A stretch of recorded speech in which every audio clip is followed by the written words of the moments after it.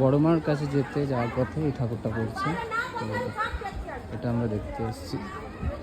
ছোটোখাটোর মধ্যে ভালোই করেছে প্যান্ডেলটা। এখানে রাতে মেলা হয়, দিনে হলে সব বন্ধ। মৈত্রী সংঘ পালকি করেছে একটা।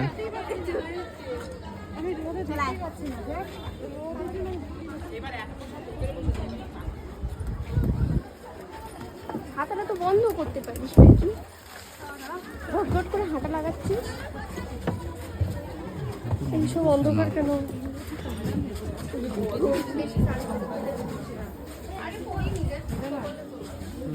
ঠাকুরের একটা লাইটও দেয় না।